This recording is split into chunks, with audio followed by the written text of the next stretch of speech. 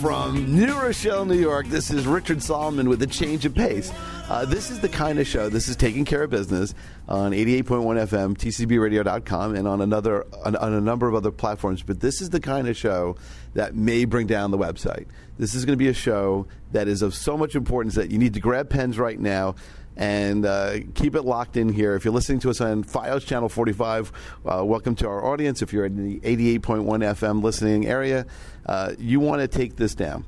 I just spent an entire day in a seminar taught by Darcy Knapp. It's D-A-R-C-Y, Knapp, K-N-A-P-P, who taught us all about Google and Facebook and social media.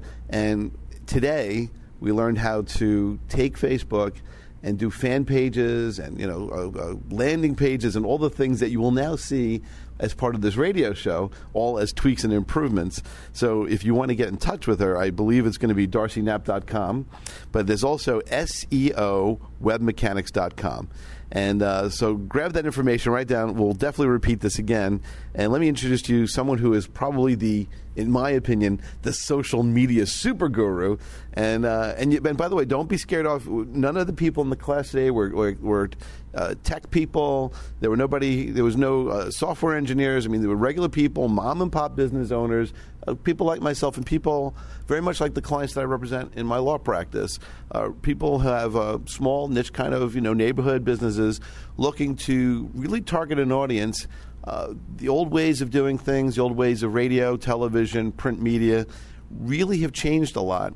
And they're changing. In fact, by the time this airs and is repeated, the information may not be as cutting edge as it is now.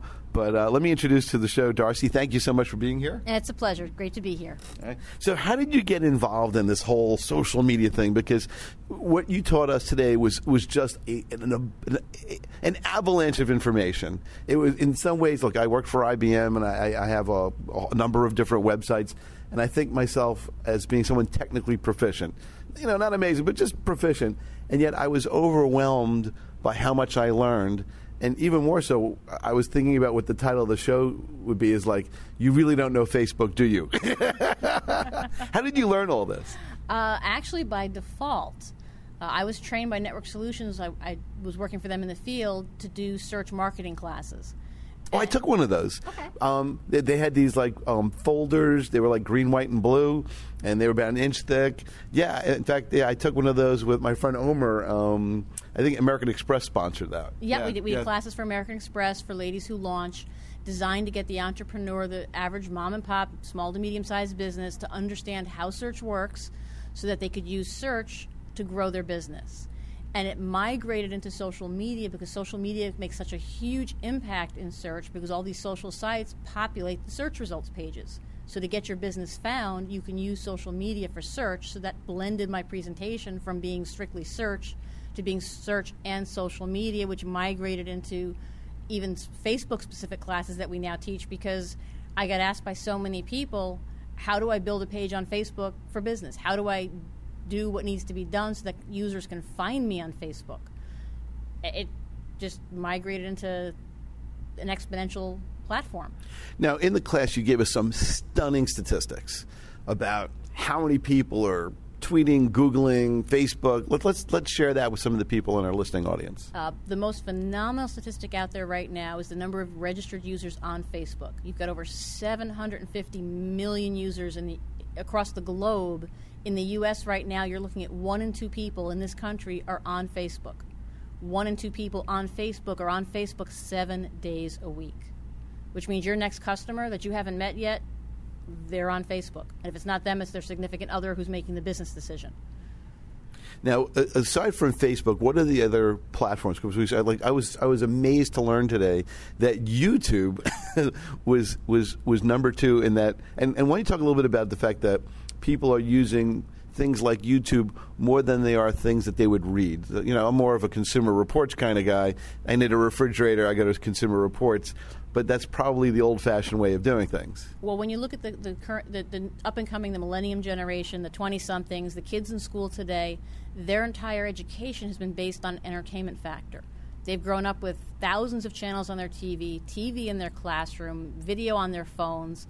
You talk to a 14-year-old kid today about an age in which cell phones didn't exist, they look at you like you're crazy. So your consumers of today, your consumers of tomorrow, your up-and-coming generations, they've grown up with video. So YouTube is just a natural occurrence. They want to learn how to knit, they go to YouTube, watch a video. Because they've not grown up reading the manuals and going to Consumer Reports. They've grown up getting their information from television. It's always been a visual mode. So that makes them comfortable. So as a business owner, you have to get into that mode. You have to get your products and services onto YouTube.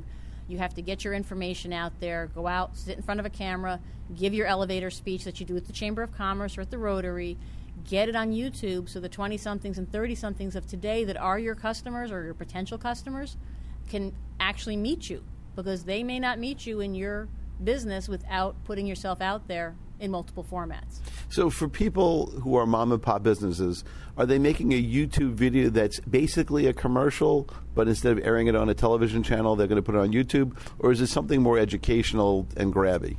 Or a little bit of both? I think it's a cross. For the mom and pop business, have mom hold the camera, have pop do the talking, or vice versa, depending on who's the better speaker.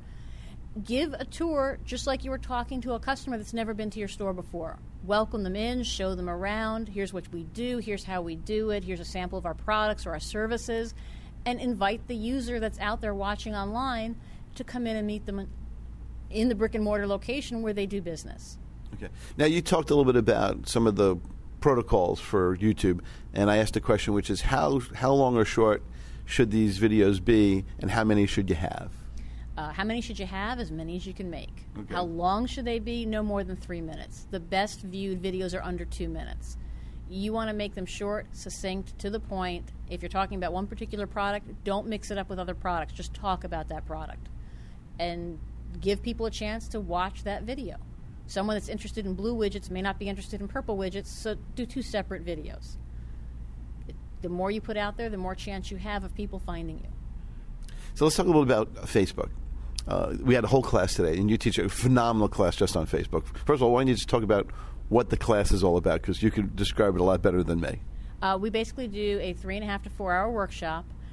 Start from scratch, building your business persona on Facebook, which is different than your personal profile. Your personal profile can have the picture of you with the lampshade on your head and your margarita glass at the beach on vacation. Your business profile is going to be you in your suit and tie or in your golf shirt, looking professional. Different contact information. Your personal page has your home phone. Your business page has your cell. It has your office phone. It has your office email. And that business page is going to be your professional page on Facebook, the same way you have a professional page on LinkedIn. And then from that professional page, you're going to then build your business page. And in the class, we go through setting up, including all the settings for both your business page and your personal page. And then we go into building your business page. We walk you through the process of creating that fan page, the page that people can go to and like. We load up applications onto the fan page so that you can have your tweets show up. You can have your YouTube videos show up embedded right into your Facebook. We'll teach you how to load custom HTML pages that will let you drive a landing page. We'll teach you how to load your website right inside of Facebook with an iframe app so that when people go to your Facebook page, they can literally surf your website, check out all your products and services. If you have an e-commerce site, they can even check out on Facebook within your site. You're using PayPal. Well, no, you're... Well, using a shop, you showed us how to do this, but it was like ultimately it's PayPal. Well, no, you're going to frame your website in whatever e-commerce platform you're using on your website. You're going to have that platform with full checkout capacity. Right. We then teach you how to build an e-commerce store inside of Facebook, whether you have one now or not, so that Facebook users can check out in the Facebook Mall, which is a little different. Oh, I see. Okay. The Facebook Mall gives you a place you can list your products that people that don't know you but are searching for your products can actually find your products. Facebook Mall is free. You can set up your store for free. You can have all your products listed for free. You can't beat free. You know, they say free is usually a good price. So if for all the people out there who are driving and they're going, oh, my God, you know, it just sounds like it's much. It really isn't, because when I took the class, it really wasn't that technical. But if you want to send Darcy an email, it's Darcy, D-A-R-C-Y, at Darcy, D-A-R-C-Y, Knapp, K-N-A-P-P.com. And I'm sure she'll be glad to say, you know, to talk to you. Because I definitely see an opportunity for clients of mine who could use a lot. So what do you do business wise other than sort of the seminars, which are phenomenal and give people a lot of hands-on experience? But if people want to, they're afraid, they're just a little overwhelmed. See what I kind of learned about the whole thing with Facebook today was how robust Facebook was. I was kind of using it like most people. You put your vacation photos on, you maybe make some kind of very small announcement, or you wish somebody a happy birthday, and you send little private emails or whatever to people, and maybe in social networks or little communities, the baseball league, or hey, the picnic's Friday, kind of stuff. But I never realized that there were all these settings, all of these tools, and all of these applications that really make Facebook so much of a gigantic, robust platform, and surprisingly free. Well, the nice part about Facebook is next to your website, this is going to be your second home. This is going to be your second you have a brick and mortar location, you have your website, this is your second virtual location. This is going to be your business platform that you're going to use, you're going to grow, you're going to keep expanding. What's nice about Facebook, the applications that are in the system, they're free. You can just keep adding more and more to that page and building it out so that you have a fully interactive presence on Facebook, where maybe your website is a static site, it's a giant business card website. You've got something that people can actually interact with when you use Facebook. In your opinion, will there come a time, and are we there yet now, where if you're not on Facebook and you're not really on the web, that you're essentially at a tremendous competitive disadvantage? We're already there. Right now, if you interview somebody for a job or you go on a job interview, the first thing that happens when you leave the room is that person behind the desk on the other side wants to know what you have going on in the world. They're checking out your Facebook. If you're job hunting, set your Facebook profile to private, or your next employer is going to know what you did last weekend. Well, I'll tell you a very interesting story. I was taking a case, and we were prosecuting some people, and it was like for fraud. And essentially what happened was I showed all these fabulous vacation photos in all these locales, and I showed to the judge, I said, look at these people's Facebook profile. Where do you think they got the money for the vacation to Tahiti, and the vacation to the Fiji Islands, and the vacation to Hawaii? It was really so Facebook really works both ways. What are the privacy concerns that people have, both as business owners and as individuals, when it comes to all this information, which to some extent is pretty personal and very, very point specific? Well, with your Facebook information on your personal profile, you want to take a look at your settings. You're going to want to set your personal profile settings to private, so it's just your friends and your family, people that you approve. Your business settings, on the other hand, you're going to leave open to everybody, because you're not going to put that picture of you in the Bahamas with the margarita glass on your business profile. So you don't have to worry unless you sell alcohol. Yeah. Yeah, well, that's true. Yeah, if you're the Bacardi guy, you might have that picture on your business profile. But your business profile is going to be very professional. It's going to be uptight. It's not going to have your friends and family and your kids' pictures. Keep that on the personal side. You don't need someone you don't know seeing pictures of your little kids running around on the beach. That's personal. Keep it protected. On the business side, you want everybody to find you. You want to do business with everybody. You want to accept everybody that wants to friend you. Everybody that fans you is just one more potential customer you can have in your database. So the more you have, the bigger you get, the stronger you get, the better off you are. How long ago did search engines start picking up on the social media sites, the Facebooks, the Twitters, where all of a sudden they became search engine results? Well, what you're seeing is not what the search engine picked up. What you're seeing is the advances that were made in the social platforms, where you can now select a vanity name. So you can be twitter.com/purplewidgets, so that when someone searches for purple widgets, your Twitter profile shows up on that search. The same with Facebook, the same with LinkedIn. You can now name all of your profiles. So that's really been about the last year to 18 months where you've been able to select vanity names for the business profiles. And if you're a business owner starting out today, obviously you want to incorporate, you want to have a website. What is the next things that you need? Because what's interesting is, a lawyer, people come to my office and they say, I want to do something. And I'll say, tell me what to do. I want to start a construction company. Great. What are you going to do? I'm going to do concrete sidings. Okay. Locally in Queens. Great. So I'll form a subchapter S corporation, because that's like a small corporation tax like an individual. We'll get them a tax ID number. They'll have a lease. We'll look at the lease for space. And then I pretty much send them to the bank to open up a bank account. And then that's where sort of my representation ends, and yet I almost feel like in terms of a baton or a race, I should hand that baton almost to someone like you who says, okay, good. Now that you have these things, you need a Facebook account, you need a web search engine optimization, you need LinkedIn. What should they start doing? Because I have people right now who I'm going to probably give them this tape. By the way, you're listening to 88.1 FM, TCBRadioWCWP.com, WCWP, Brookville, New York. Be right back.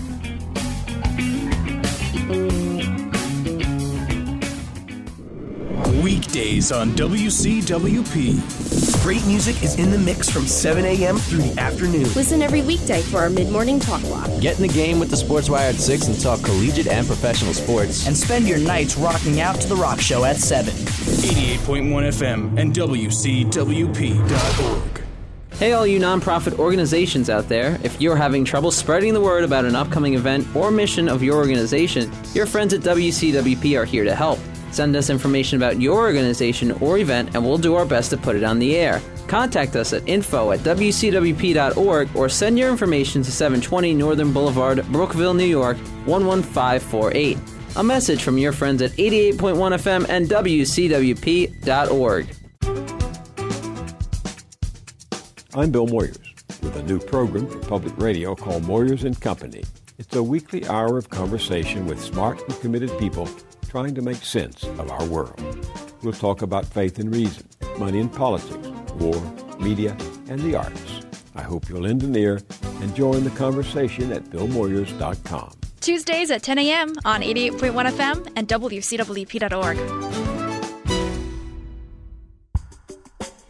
Thousands on Long Island are hungry each day. A donation to the Long Island Cares Harry Chapin Food Bank can go a long way in helping fellow Long Islanders in need. Your donated food and specialty items are distributed to families by over 600 Nassau and Suffolk County not-for-profit organizations. For more information on how you can help, please call 631-582-FOOD or visit licares.org. The Community Calendar is a public service from your friends at 88.1 FM and WCWP.org.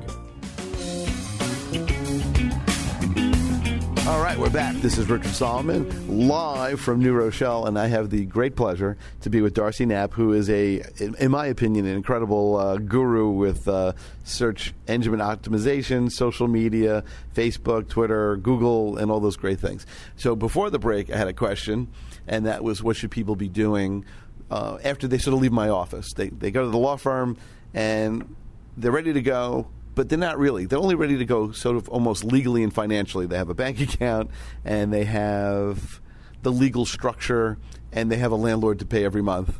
But now they need to bring the income in. So if I were to hand the baton to you, what would you tell them to do, and what would the order of things be? Well, the most important thing is your website. If they have a website already, then we want to optimize it so they can rank in their local market, because that next new customer that's going to come in through search is what's going to fuel the business. It's what's going to keep the cash register flowing. Once the site's been optimized, then we're going to look at providing all the social setups. You want to be on Facebook, LinkedIn, Twitter, connects, names. You're going to start building out all these social profiles because it's going to help you with search, because these social profiles will rank. They'll drive traffic into your website, and they're just going to give you credibility. What you're doing is you're building a social reputation. It's critical now. Before people do business with other people, it's not done on a handshake. It's done on a Google search. I'm going to put your name in and make sure there aren't judgments against you. Make sure there's not 80 complaints on Angie's list or on Judy's book. You want to make sure you're out there on City Search so that I can see you in the directory. It's a $400 investment. You probably want to get certified with the Better Business Bureau so you can have a page out there with them so you can put their logo on your website. It's all about building that social reputation, which is going to drive your credibility. So let's talk a little bit about websites. One thing I advise people when they pick their corporation name is to pick a unique enough name that they can have both a URL, which is your domain name, that matches your corporation. So that's one legal marketing issue.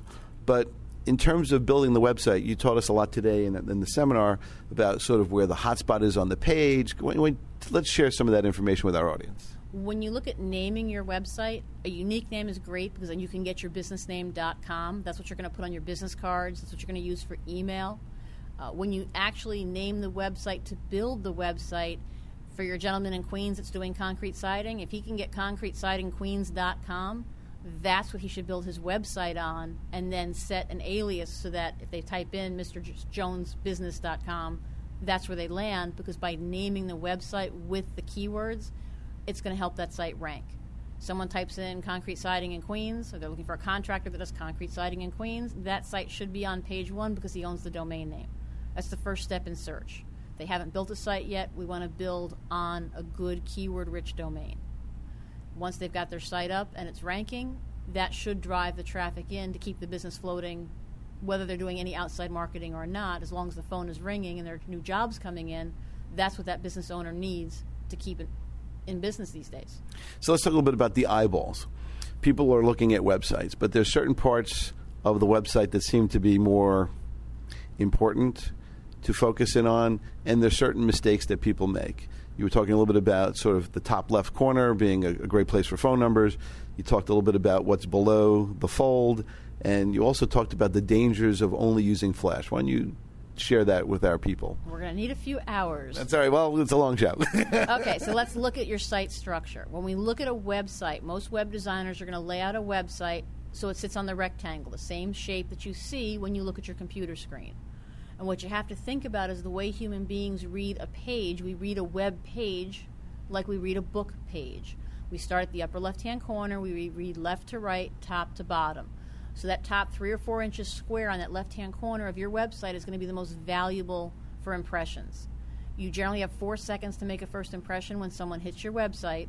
And if you have a bunch of white space in that upper left-hand corner and your logo's off to the right or in the middle of your page, you may not be making any impression at all. What's also really important is to get that phone number into text, because so many people are on tablets and handheld devices. If I want to tap and dial, or I want to tap and get directions, that site has to function properly. So you don't want your phone number embedded in your graphic or in your logo. You want it text-based on that page, the top half of the page, where a user that's on site looking for your services and they're ready to talk to you, to do business with you, can tap and dial your phone number. You also talked a little bit about not using Flash for other reasons. When we look at Flash websites, you have some roadblocks. Search engines can't read Flash for the most part, so they won't bring you up on a search results page because there's no content to deliver to the user. Most state agencies, large corporations, are blocking Flash, which is an Adobe program, because Flash is what runs YouTube, and to keep the employees from being on YouTube all day long, the only answer the business has is either to get parental control software and block YouTube, or easier, because the employees have to be able to do their jobs, instead of parental control, they're going to block Adobe from their network, so that way the YouTube videos don't run. If you've got a Flash site, you're in trouble because your site's not going to run. By the same token, if you're an iPad user, if you're an iPhone user, those Flash sites generally don't load and don't run. Yeah, I remember Steve Jobs, recently retired from Apple, had some kind of announcement, maybe it was a year ago, that Apple was never going to support Adobe Flash. It's annoying. As an iPad user myself, it makes me insane that I can't load these websites. But at the same token, the search engines can't find them to begin with, so it just hurts your credibility. If the search engine can't find you and retrieve you, how credible could you possibly be? Well, you spent $50,000 on a fancy Flash website. That's great. Keep it. It's your portfolio. Build a second website. Build a nice static HTML site that you can put another domain on, that the search engines can actually find and drive traffic to you. And on the new site, put a button that says, check out our cool portfolio. If you're Flash enabled, and if you're not, don't bother, and let them go to your Flash site if they want to. People want your information. They don't necessarily want your movie. If you can't provide your information in a format that they can read, you're losing customers. So the question then becomes sort of like this. In terms of budgeting, you want websites, that's part of your budget. You want advertising. We'll talk a little bit about Google Words and Facebook advertising, because that's all important. What should people think about from a financial point of view when they're starting a business on how much to actually kind of allocate for a year between sort of web hosting, search engine optimization, Facebook things? Obviously, many of these things are free, but for the non-free things, what do they want to do? Could you tell me the categories and what would those kinds of things cost? Okay, well, your average small business is going to need a website. Your website, depending on how fancy you want to get, is going to be somewhere between $600 and $6,000. Most of the sites we build run in the $1,800 range. And that's optimizing the site so that when it's delivered, it's ready to go. It should be ranking. If it's a local target audience, the site's going to rank. Hosting, $100 a year, give or take, is going to be your web hosting. Web maintenance, if you don't want to hire someone in-house or you don't have someone in-house that you want to edit your website, set aside $300 or $400 a year so that you can have whoever's managing your site put the hours in to update your site on a regular basis.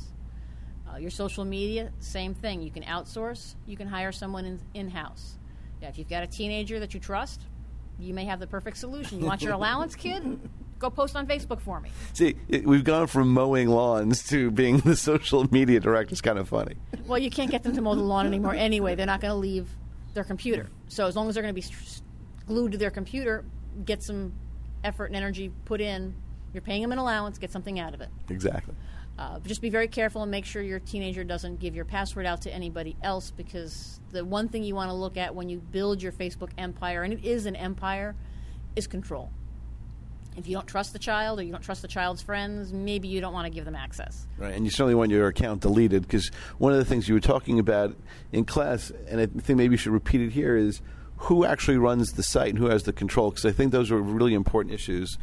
You want to run your own Facebook page. You want to own your own Facebook page. Even if you use a third party to set up your page, make sure they're setting it up in your account, not their account, because at that point, if you stop paying them, they own your page and you don't get to keep it. Which, by the way, is a very common legal problem. I've had many clients come to me and saying that they hired somebody, out-of-state person, whatever. There was a dispute, or they said the website's 1,000, but then they ended up saying, well, it's now 2,200, and they won't give them the passwords or whatever, or they've deleted the account. And I've seen that a lot. That's a huge problem in this industry because it's really not regulated, and people not really necessarily dealing with them face-to-face. It's not like a brick-and-mortar business. So one thing you were saying in a class, like you have a giant corporation, I think you said like Coca-Cola has how many visitors a month? The Coca-Cola's website does about 270,000 visitors a month, but on their Facebook page, they have over 22 million fans. And you wouldn't want someone that had access to that page to delete the page or to lock you out of your page or to post things on your page that you don't approve of. So you really need to stay in control. That empire you're going to build is going to be your direct mail database, and it's not going to cost you a penny in postage to send coupons out to all these people on a regular basis, because you can do that on Facebook for free. So let's just talk a little bit about how Google works, because one of the things that is fascinating to people is how does Google go out there and find, in less than a couple of seconds, a search of all these websites and find what is, quote, the most relevant? How does all that work? I mean, there's a lot of back office stuff that no one really appreciates because we all take it for granted. But and maybe we should start with the first question, which is, are there differences between the search engines, more or less? More or less, a search engine's going to go out, capture data from websites, and then display the data back to the user based on their search query. What they've asked for, Google or Yahoo are going to retrieve based on credibility, based on the keywords you've used in your search. Search results don't vary that much because most of your search results that are out there today are provided either by Bing or by Google. Google feeds all of AOL, their search results data. Bing feeds all of the Yahoo portals, their search data. So you're really down to two major engines. Data-wise, Google's a little more challenging to try to get your site to rank. It takes a little more work. Google's a little more resilient in protecting its database. Bing's a little easier to play with. But you've got 80% of search traffic in this country on Google. So if you're targeting Bing when you target to rank, you're missing the lion's share of the search audience. So you really want to make sure you go after both algorithms. So talk a little bit about the whole thing about spiders and how information is collected. The search engines have what are called spiders, also called robots. Sometimes you hear them called just bots or spider bots. They're little little programs that run around, and these programs go around and capture data. They go to websites, literally down the list they go, every single website, start at your homepage, because that's the way they enter your site. They follow every link, they index every page. If you have a flash site, you have one page, there's nothing to index. If you have an HTML, text-based site, they can reach every page. Most sites are a blend. You'll have buttons, you'll have links, you'll have all kinds of information on your site. You may have videos, photos. Spider's going to capture all your content. Your content is your text-based information that's on your site. They're going to bring that data back to the search engine and literally store it in a giant file cabinet that is Google. So when you go out and you look for purple widgets, Google doesn't have to scour the web. There's enough stuff in the file cabinet. It can just dump 5 billion results on you in 2.2 seconds, and you've got more information than you can read in a lifetime. You are listening to Taking Care of Business with your host, Richard Solomon. I have a very special guest today. We're in New Rochelle. It's Darcy Knapp of SEO Web Mechanics and also darcyknapp.com. And she is an expert, and I mean expert with a capital E, in a number of different fields in terms of social media, Facebook, Google, and all the other things that are fueling the real digital economy and the explosion of information out there. We'll be back in about a minute or so stick right here. This is Taking Care of Business, TCBRadio.com. You may be catching us on, we mentioned iTunes today, but on iTunes at TCB Radio. Our podcasts are free. You could also be catching us at tcbradio.podbean.com.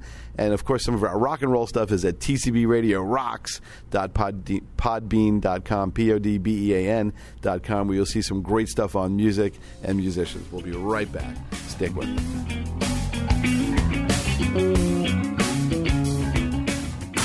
WCWP is your home for entertainment, music, news, and sports. You'll find all that and more on WCWP.org. Listen live on the web to all three of our stations, 88.1 FM, My WCWP, and WCWP Sports. Check out the schedules, read our blogs, and link to our Twitter and Facebook pages to interact with us. It's all online at WCWP.org. Kara's Hope Foundation is having their third annual 5K run for scholarships to benefit the William Floyd High School graduates. The run takes place at South Haven Park on Saturday, May 18th, beginning at 10 a.m. To donate, register, or for more information, visit KARASHopefoundation.org. The community calendar is a public service from your friends at 88.1 FM and WCWP.org. Summer is almost here, and that means things are heating up on the Total Access Throwdown. That's right. I'm Christina Kay. And I'm David Otero. And Sundays at noon, we have the top 12 songs voted on by you. The latest stories in Hollywood. And celebrity co-hosts. Hey, this is Rihanna, and you're listening to WCWP. What up? What's fly cool world? This is Miguel rocking with Total Access. Oh my God. I absolutely love the show. Listen to it every Sunday. Christina Kay has the most contagious laugh ever. David makes the ladies say, oh, tarot. Oh, tarot. Oh, tarot. To vote or to get in on the convo, tweet us at MyWCWP. And for more on the Throwdown, head over to WCWP.org and click on the 88.1 tab.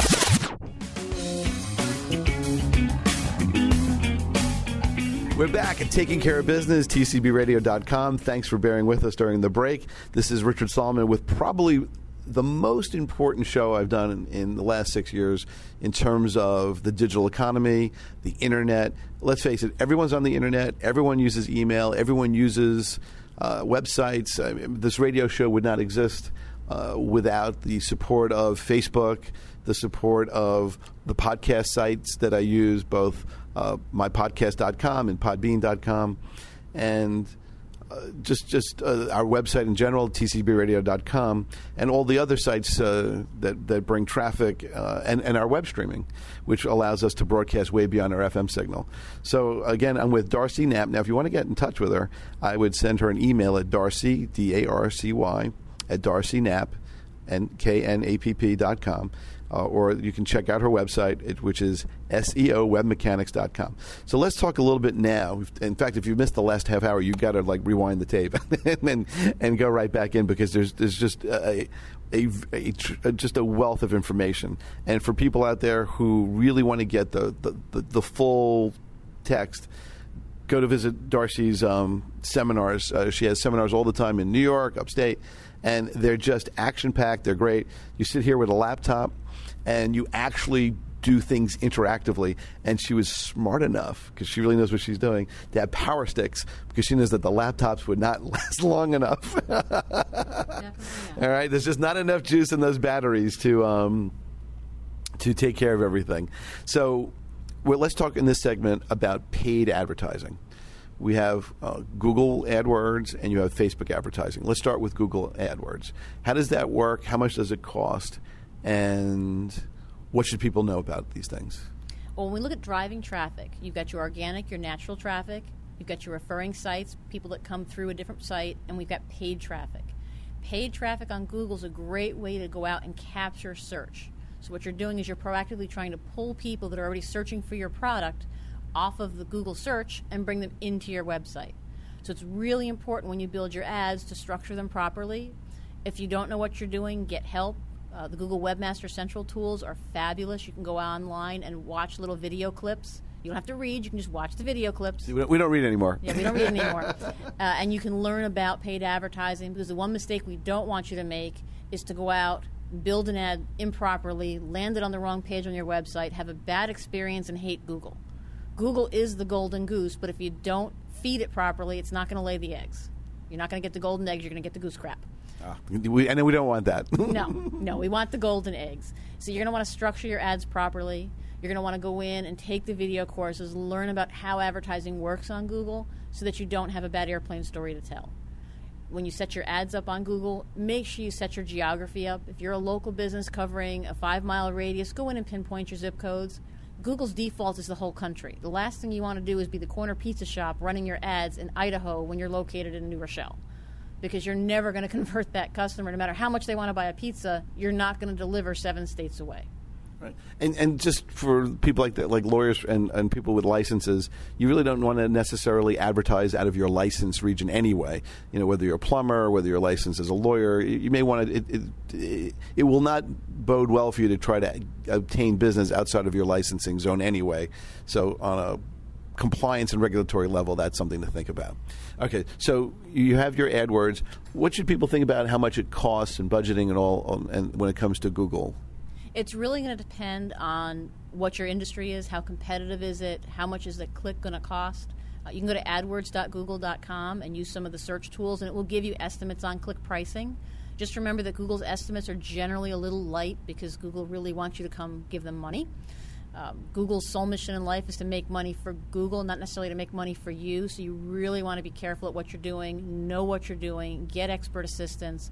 It's worth the investment to have someone build your campaigns out properly, even if you're going to manage them yourself, just so that you know your ads are running in the right geography, they're running in the right time zone, they have the right keywords in them, your ads are landing on the right page. The biggest mistake I usually see in a campaign is someone's running an ad, and it's a well-written ad, and it lands the user on their homepage because they don't understand when they put the address in the box that a landing page and their homepage are 2 different pages.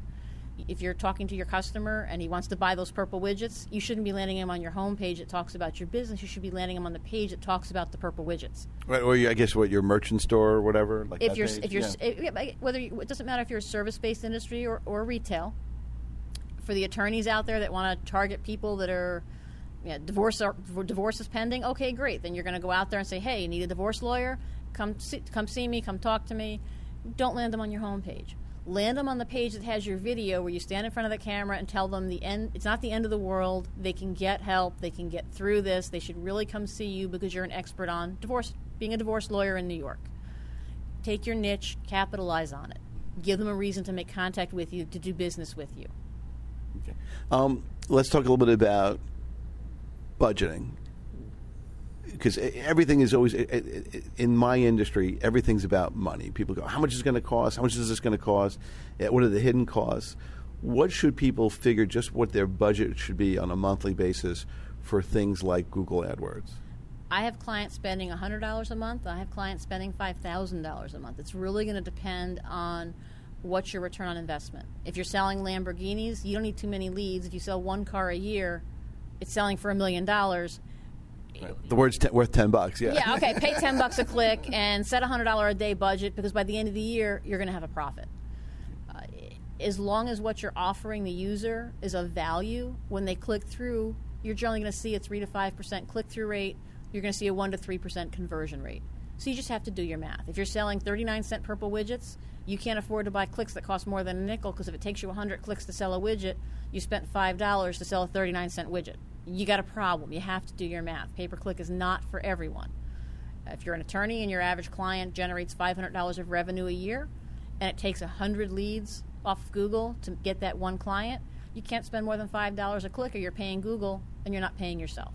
What is the difference between impressions, click-throughs, pay-per-clicks, and all that stuff? Well, when you run your ads on Google, an impression means your ad was served. It was placed on a page that a consumer actually saw.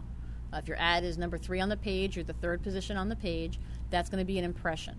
When the consumer actually clicks on the ad, that's an acquisition. You're going to pay your acquisition fee, which is your pay-per-click price. So if the click price is $2, you paid $2 to bring that person off of Google and bring them into your website. And hopefully you brought them into a page that talks about the same information you had in your ads. So if you handle traffic tickets and divorces and wills, then your ad you ran about traffic tickets lands them on a page about how you can help them with their traffic ticket. It just needs to be logical. Now, Facebook seems to have advertising also, which was sort of news to me. I always thought that those ads just came from somewhere else. I didn't realize that that's something that users and Facebook fan people could actually use. Let's talk about that. Well, when you're running your Facebook advertising, unlike Google where you're choosing keywords and targets that are based on search, with Facebook you're choosing your audience based on the people. So it's more like it's demographic based. Very demographic. Demographic, psychographic, geographic. So you're going to choose adults 35 to 54 that have recently changed their marital status. If you're the divorce attorney, you don't want to talk to the married people. You don't want to talk to the engaged people. You want to talk to the people that have just changed their status, that were married, but on Facebook now they say they're not. Those are the people you want to target. And you want to target those people probably over the age of 35, so at least there are some assets and some income available to pay your fees. Okay. But so how does it work? You go into the Facebook application part, and you go through advertise on Facebook, and then what do you actually click on, and what are the little things that you do? Well, basically, you're going to go to your Facebook page. You're going to log in. At the very bottom of the page, you can click the little advertise button. There are advertise buttons you'll see all over the page that'll bring you into the advertising interface. Facebook's automatically going to load your profile picture and your description in. You're going to update it and put a picture that's relevant to the ad, because that picture tells 1,000 words. I'm not sure what the divorce guys are going to use for the picture. You can't use the picture of the guy throttling his wife. That's not good. You may just want the little scales of. How about a broken heart? Yeah, broken heart would be very nice. A little Cupid with an arrow through his head, something like that. But you're going to have your ad. You're going to have your picture, which tells a story. You can just use your business logo if nothing else, and you're going to write your copy. And you get about 2 sentences. So you can really tell a story in that ad, where on Google you're getting 3 lines and no more than 4 words per line, and you've got to follow structure. With Facebook, structure's out the window. You can create your ad. You can say whatever you want within reason. Unless your ad is explicit in some way that you're going to get banned on Facebook, your ad's going to run. The same way we were very specific on Google with our landing page, we're going to do the same thing on Facebook. We're going to land the user not on our wall, but on a landing page that matches the offer. So if we're talking to people about broken hearts and that they should come get help, maybe look at mediation instead of divorce, let's do this friendly, you want to land them on a page that talks about how mediation is an alternative to divorce and how it can be amicable and not be such a heartbreak. Is that why Facebook cares so much about what you like and what you're doing? No, Facebook cares about what you like, what you're doing, what your family status is, because they want to sell you to those. Right. Oh, yeah, that's the. You can go on Facebook and you can choose married couples, college educated with children between the ages of 0 and 3, and start. If you're the financial planner and you want to start talking college funding, you can go find those people. And you can even get as specific as dictating whether they work for certain employers, because maybe you have a relationship with a large corporation. You can come in and teach seminars to those people. You want to get out there, reach into their souls while they're on Facebook, and remind them that they should be coming to class. In some ways, has all of this social media leveled the playing field for regular small businesses? Because I remember a time when if you really wanted something done, you had to go to an ad agency or some kind of advertising firm, most likely on Madison Avenue, and they would do a campaign. They would do storyboards. I remember I as a lawyer, I worked at a firm at 100 Park Avenue and went to a very, very well-known firm that had advertising, and there were always legal issues. I remember seeing storyboards, and they would do things to make commercials, and then they would film the commercials, and it was very expensive, and only the really big companies were able to have access to this kind of talent. And it seems that everything's gotten, I guess, was it Thomas Friedman said the world is flat in that book? In some ways, that's kind of flattened out, that you can go and sort of do your own ad campaigns. You don't need millions of dollars to do, I guess, a commercial. And are people now hiring people more like you than, say, the big ad agencies to do what was done for $25,000 a month for a lot less. It's a little different. I mean, the large corporations are still going to have their advertising budgets. You're not going to get Ford to stop running TV commercials, but the Ford dealer probably isn't running anywhere near the budget they were running even 3 years ago because they can't afford it. Even with co-op, they just can't afford it. For the mom and pop business, you're not going to spend $3,500 on production for a TV commercial that's good for 1 month. It's not going to bring you enough return on your investment. If you can't make money at it, you can't put something in your pocket at the end of the day, it's not worth the investment. I do a lot of work with small companies that are just looking to get out there. Best investment you can make, go spend $100, buy a little flip video camera at your favorite electronics store, make your own commercials. You may have to spend an extra $12 and buy a little tripod if your hands shake. You want people to watch your video. You can't be wiggling all over the place. It's very annoying. But, yeah, a good file cabinet, well-placed. You can put the camera on top of it, angle it down. You're good to go. And you do your 2-minute elevator speech. You walk people around your showroom. You show them your agency. You give them an idea of what it's like to be a client so they can visualize being a client. Well, what's interesting, sort of on some of the times when I've had radio guests, and I'll recommend them, and as I will you, of course, I'll say, oh, you know who's on? Nick Politis was on. He is the greatest home inspector out there. And they'll say, what about? I said, you know what? Go listen to his podcast. He was on the show. He did an hour interview, and you can almost check him out without him knowing that you're checking him out. It's almost like an interview for free. And they'll say, okay, cool. And I've seen that kind of work. So even though that in my domain that works, but I definitely see how that works. Oh, I see we have to take a quick break. This is Richard Solomon. I'm with Darcy Knapp, DarcyKnapp.com. Check her out because she really will be someone who will guide your business very, very importantly in the digital future, which really has become now. We'll be right back. Don't go away.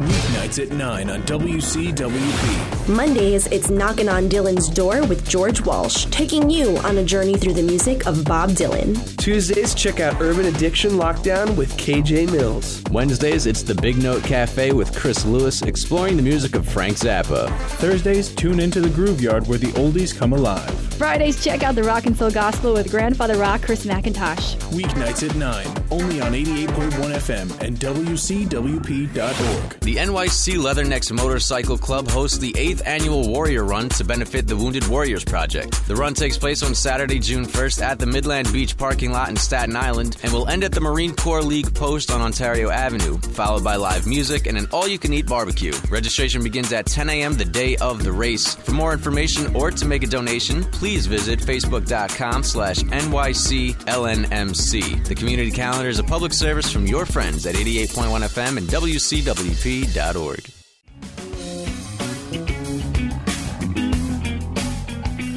All right, Rich Solomon continuing from the Radisson Hotel in New Rochelle, New York. By the way, greetings to Dr. Harry, who is stationed, even though he lives here locally, he's stationed overseas with the United States Navy. So a big shout out to our good friend Harry.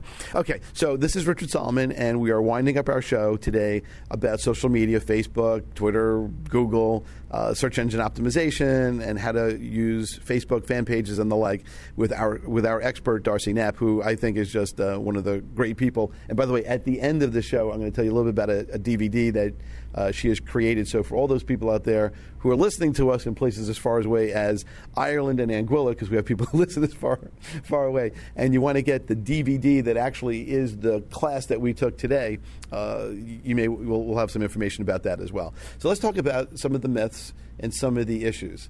I'm not Charlie Sheen, so I don't have 7 million followers, but I have a few. But I'm under the disillusionment that if I sort of have a whole big audience, that somehow the wheelbarrow of money is going to come in. When you figure out how to find that wheelbarrow, you let me know. If you're not Charlie Sheen, no one's going to pay you $10,000 to tweet. Even if you have a sizable audience, unless you have millions of fans, millions of followers, tweeting for money is pretty much a celebrity niche. Building your pages, it's going to help you get found. It's going to help build your social reputation. It may not drive $1 of revenue right away. Long term, it will. Long term, as you build your brand and create awareness for your company, the dollars will follow. When we look at the sales cycle, attention, interest, desire, action, you're at the attention stage. You're trying to get everybody's attention. Until they know who you are, and you can create that desire, action's a long way away. But a long way in internet time could be an hour and a half because things move so quickly. You want to get out there, you want to build your profiles, you want to link everything to your website, you want to brand your website with the social icons as you set your profiles up because people like to do business with people they feel a connection with.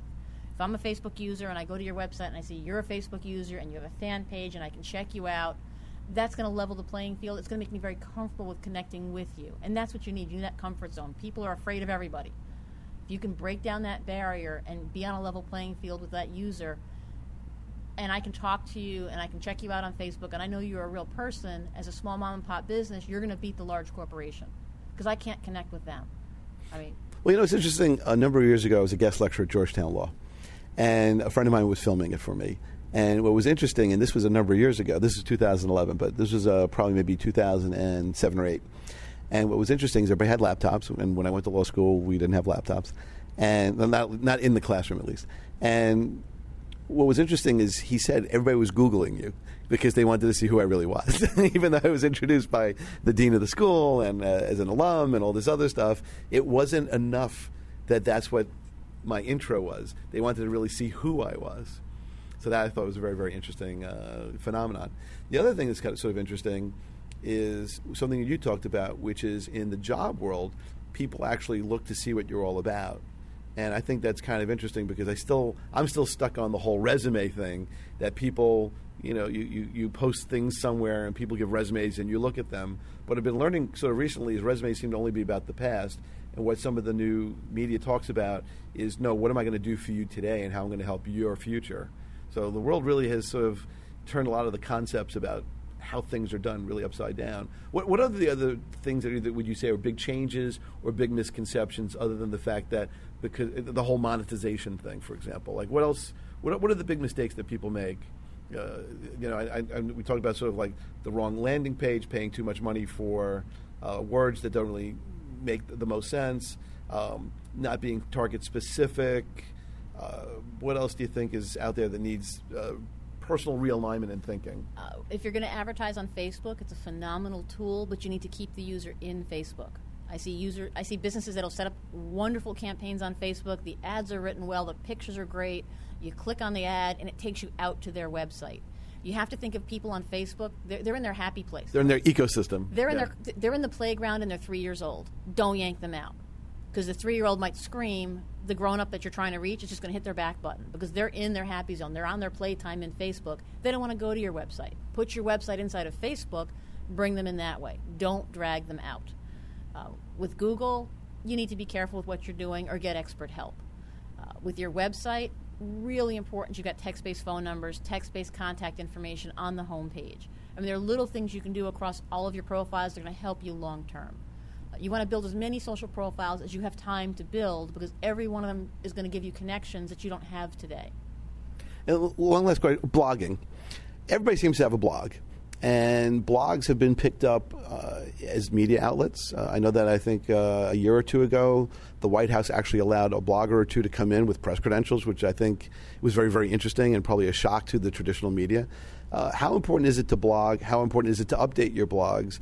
And what do you do if you are not a blogger per se, or you don't have interesting enough things to say enough of the time? If you're going to establish a blog, make sure if your blog is a once a week, once a day, once a month blog, whatever criteria you set, that you meet that criteria for your users. If you say you're going to blog once a week and you don't blog for 3 months, your visitors are never coming back. They don't trust you. If you're going to blog occasionally, don't start your own blog. Go find an industry blog that's related to what you do and go blog there so that you can have interaction and you're not committing yourself to making that post every week. Because if you don't have the time to post every week, post on someone else's blog. Go where there's already an audience because you really need to post every week long term to build your own audience. If you don't have time for that, use someone else's audience. What about the following issue, which is I don't have a lot of time, but I'm used to email, and I used to use email all the time, and I guess people got all upset with email. Has email been sort of replaced now as the way to reach people, or is there still something left for email to do? When we look at email and user dissatisfaction of email, it comes down to the fact that email's trackable, that anything you say on email is stored on a server somewhere where the kids of today, they're all texting from the time they're like 8 years old. If they can spell, they can text. And text isn't stored on a server at your employer's office the way your email is. For compliance issues, you want to use email for everything because you have a record. You can store your history. Somebody comes back to you later and says, hey, you promised to do this for me for $5. You can say, no. Here's the email. It says $1,500 for the service, not $5. You need to backtrack. You need to have that information stored to protect yourself. For communicating with your friends and your family, great. You can text, no problem. What about for advertising, newsletters, things like that? Is there still a place for it, or are people so overwhelmed? I mean, I for the radio show, I get so many emails per day with guest pitches and things like that it's actually hard to separate out what are the substantive emails, for example. If you're going to send out a newsletter, just make sure it's informative. If you've got an opt-in list and people like your newsletter, they're not going to opt out. They're going to keep getting it day in, day out, year in, year out. It's a great way to brand your business. Even if they don't really look at it, they just glance at it and delete it. They've seen your name, they see your logo. It's all about branding. That same e-newsletter you're sending out, if you're using eye contact or constant contact or vertical response, whatever service provider you're using, those service providers will also give you a little checkbox where you can opt to have that newsletter sent to your Twitter, sent to your Facebook, so that news is out there on a URL of its own on your server, whether it's constant contact, eye contact, a lot of service providers, but it's out there forever. So as long as you maintain your subscription to your service, that newsletter's out there. It's attached to your Facebook profile, and people can actually read it at their leisure on their schedule, the same way they play a podcast because they don't have time to sit during that specific hour that the radio broadcast is on. So newsletters are around to stay. Your newsletter is going to replace your paper. It's going to replace your Christmas cards. It's going to give you the best. You want to tell the world you're eco-friendly, tell them you have an electronic newsletter. You're saving the trees. All right, well, speaking of saving the trees, let's talk a little bit about your DVD, because your DVD is sort of almost like a gigantic encyclopedia of wisdom out there. And since we only have 2 minutes, let's talk a little about your DVD and how people can get it and what does it cost. If you go to settingupfacebookforbusiness.com, you can order the DVD online. It's also available on Amazon. It runs about 45 to 50 minutes. It is the 3-hour class you took this morning on Facebook. It goes through all of the settings, how to set up your personal page for business, how to set up your business page, which is your fan page, how to load e-commerce, how to create applications, how to load apps into your Facebook page so you can frame your website in. $19.95 plus shipping and handling. If you're shipping to Ireland, overseas priority mail is $14.95 because I had to ship 2 to Australia last week. Okay, so there you go. So again, what's the content? So people who are going to buy this, what are they going to be getting? They're getting the whole 3.5-hour workshop on a 50-minute DVD that they can play at their own leisure. It's 5 separate segments: creating your page, creating your business page, how to load applications onto your business page, how to load the e-commerce app, Pavement, which will let you create an e-commerce store literally on Facebook for free, and how to run Facebook advertising and use the demographic, psychographic, geographic selection tools so you can set your ad up properly to go after your target audience. All right. So for all of you out there who are going to buy the DVD, I expect to get spam emails from your ad campaigns announcing your email to our radio show. I'll leave everybody with this story. I remember once where a friend of mine is a great author, and he did a whole email campaign about his book, and he sent a spam to the radio website. And it was one of those things because it was one of those campaigns. And I called them up and I said, hey, guess what? We're now famous because I got your spam. And these are people close enough to either text or whatever. So, it shows you how the world works. So, again, this was just a phenomenally important and deeply content-rich radio show. And I know sometimes we have fun, entertaining things, and we've had rock musicians like the Gin Blossoms and the Spin Doctors, and we've had, legends like Cousin Brucey. But for all those business owners out there who really need something, I hope that this was something that was able to bring some really good, very valuable, useful content for your business, for your marketing, for your advertising, and to help maybe some people who are a little bit older kind of understand how the dynamics of the whole business environment have changed. Because at least for me, and I think I'm kind of on point with a lot of the stuff, I think a lot of it has changed and is ever changing. So again, my guest was Darcy Knapp, Knapp. She is at Darcy at darcyknapp.com, and she is at SEOwebmechanics.com. Send her an email and buy her DVD. Thanks again, and everyone have a great week, and we'll see you soon.